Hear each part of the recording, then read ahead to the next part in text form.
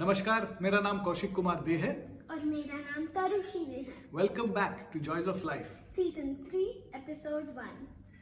तरु सीजन 3 का जो पहला कहानी है ना, जो मैं आज आपको सुनाने वाला हूँ, एक बच्चे और उसके विश्वास के बारे में है। अच्छा? हाँ, सुनो, तुम्हें बड़ा मजा आएगा।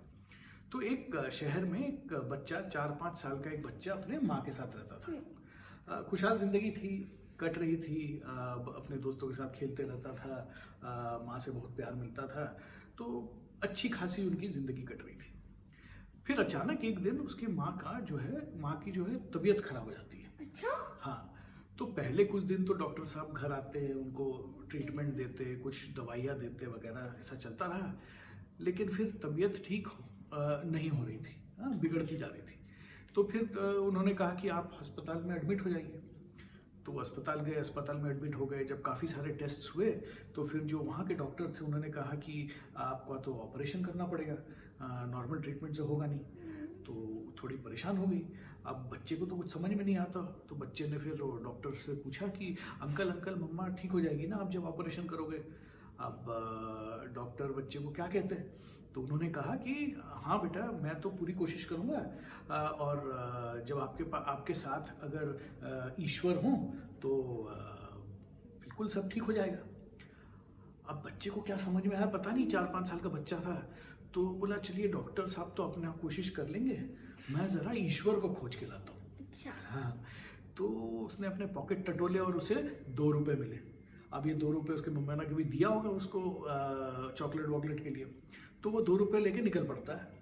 अब जब बाहर जाता है तो पहले दुकान में जाता है और पूछता है कि अंकल, दुकान वाले अंकल, आपके पास ईश्वर है क्या? आप दीजिए ना मुझे, ये 2 रुपये मेरे पास।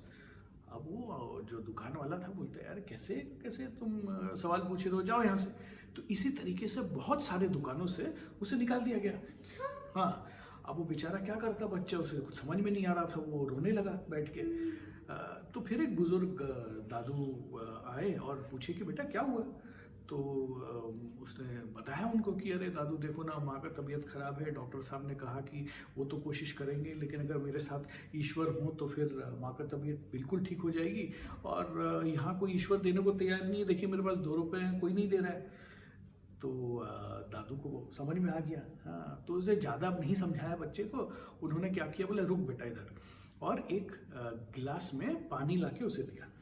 बोला ये ले बेटा, ये ईश्वर है इसमें, ये लेके जा और अपनी मम्मी को पिला दे, वो ठीक हो जाएगी। अच्छा? हाँ, और बच्चा एकदम खुशी खुशी ईश्वर को साथ में लेके वो भागते हुआ हॉस्पिटल पहुंचता है। वहाँ ऑपरेशन शुरू हो गया था। तो वो बैठे रहता है, लेकिन फुल कॉन्फिडेंस के साथ बैठे रहता है, क्योंकि उसे पता था कि उसके पास ईश्वर है।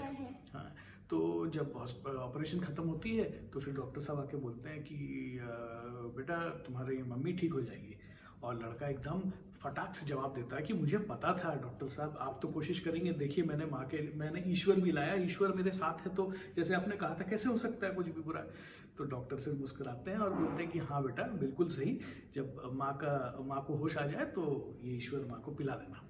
तो फिर जब वो इंतज़ार करता है, उसकी माँ को होश आता है, उससे माँ को सारा जो कहानी है समझाता है। तो बोलता है कि देखिए माँ, हमारे साथ ईश्वर है तो आपको वैसे ही कुछ नहीं होना था। तो माँ मुस्कुराती है और बस कहानी यही ख़त्म। तरु अब बताओ कि तुम्हें क्या समझ में आया?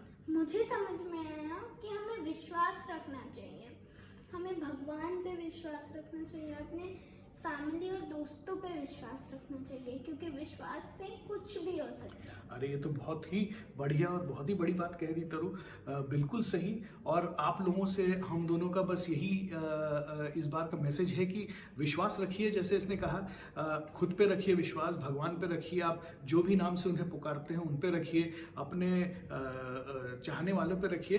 विश्वास से हम कुछ भी हासिल कर सकते हैं, और खुद पे विश्वास बहुत ज़रूरी है, क्योंकि जब आप खुद पे विश्वास रखते हैं तो कड़ी से कड़ी जो आपको लगता है कि चीज़ आप हासिल नहीं कर पाएंगे, लेकिन आप वो कर सकते हैं।